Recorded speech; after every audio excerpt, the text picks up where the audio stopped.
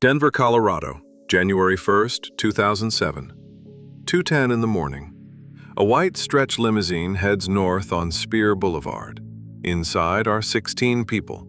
NFL players, teammates, men who had spent New Year's Eve celebrating and should have been on their way home. A dark Chevy Tahoe pulls alongside. Someone opens fire. Darrent Williams, 24 years old, a second-round draft pick and in only his second NFL season, was shot in the neck. Javon Walker was beside him as he died. The blood soaking Walker's shirt that night, the image that stayed with everyone who was there, came from another passenger. A man was convicted of that murder. He is serving a life sentence in prison. But when forensic investigators examined the evidence from that limousine, they found something that the conviction has never fully explained. And in 17 years, neither has anyone else. To understand what happened on Spear Boulevard, you need to know who was in that limousine and why losing him mattered. Fort Worth, Texas, a city that produces football players as relentlessly as Detroit produces cars, out of necessity, because the alternative is staying. Darrent Williams had a job interview scheduled for January 2007. He never made it to January. He played cornerback at O.D. Wyatt High School with the kind of hunger that scouts recognize right away, not just talent, but intention. He chose Oklahoma State. 4 years, film that told NFL scouts everything they needed to know. April 2005. The Denver Broncos traded up, second round, 56th pick. A 4-year contract that meant something very specific to a kid from Fort Worth who grew up wondering if the game would give him a way out. It had. By 2006, he was starting.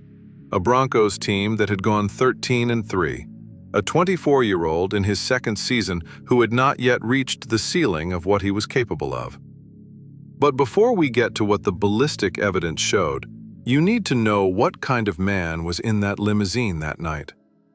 His teammates called him a leader, the way he carried himself, because of the way he made the people around him better. On December 31st, 2006, he hosted his own New Year's Eve party. Family, friends, the people he trusted most. Later that night, he went out. He never made it to January. And the reason he didn't began with a bottle of champagne at midnight and a ballistic detail that nobody has ever fully explained in a courtroom. The venue was crowded, the music loud. At the stroke of midnight, a cousin of Broncos wide receiver Brandon Marshall raised a bottle of Moet and sprayed it across the VIP section. The champagne soaked two men, Willie Clark and his associate Daniel Harris, known in Denver as PT. What followed inside that nightclub was never fully established in a court of law. What is established? Clark and Harris confronted members of Williams' group. There were words. There were punches. Williams, by the prosecution's own account, was trying to be the peacemaker. The group boarded the limousine. Clark went to find a gun. Now, here is what the prosecution established at trial. Darrent Williams was not the target. The gunfire was aimed at Brandon Marshall, the teammate whose cousin had sprayed the champagne. Williams was struck because he was close to someone else's confrontation, a 24-year-old, dead because of where he was sitting. But that is not the question this video aims to answer. When forensic investigators examined the ballistic evidence from that vehicle, they found bullets from two different calibers, a .40 and a .45. Two weapons, two shooters. The Denver District Attorney confirmed it publicly. Investigators were actively pursuing a second shooter. That investigation produced perjury charges against two men in that SUV. It never produced a murder charge. The second person who fired into that limousine on New Year's morning 2007 has never stood trial. This is where the story everyone thinks is closed actually opens back up. Before New Year's Eve 2007, Denver law enforcement had already been running a wiretap operation targeting the Trey Crips connected to drug trafficking. Willie Clark was known to investigators. 4 days after the shooting, Clark was taken into custody. Not for murder, but on a parole violation. But investigators were not just looking at Clark. The two other men were in that SUV. Mario Anderson and Katina Jackson Keeling were both accused of lying to a grand jury about whether they were in the vehicle when the shots were fired. Of course, both denied it, but were charged for perjury, not for firing a weapon. A witness placed both of them in the SUV.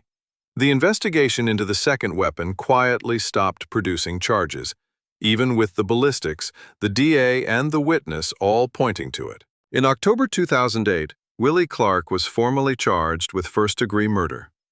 The trial in March 2010 started 3 years after that New Year's morning tragedy.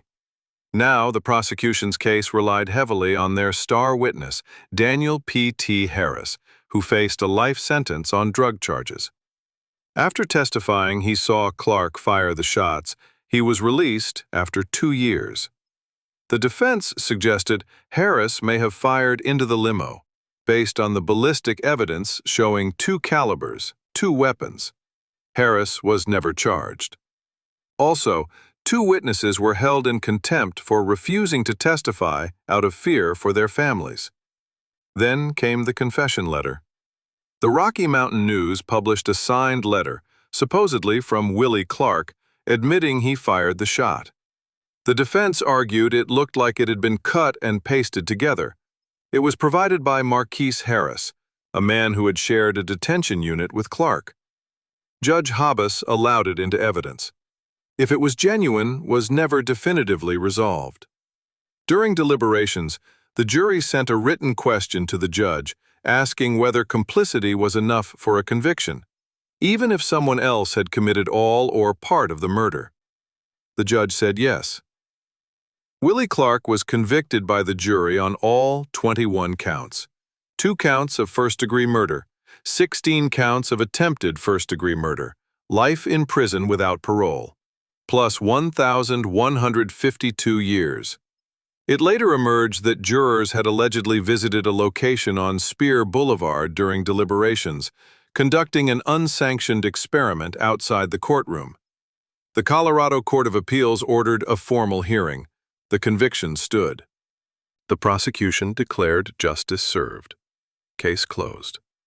Or, at least, that's what they said. There still remains a question this case has never been formally asked to answer. 2 guns were fired into that limousine on New Year's morning. The ballistic record of that case showed evidence of both .40 and .45 caliber bullets. One conviction exists. The other gun has never been accounted for in open court.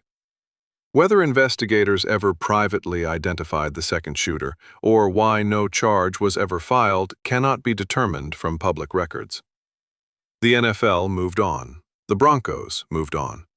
Darrent Williams' family received the verdict that a court was willing to give them. And in sports, as in life, sometimes the most important plays happen off the field, in the dark, where no cameras are rolling. That's why we're here. Unsolved Sports Edition. Hit like and subscribe. There are more stories that need to be told.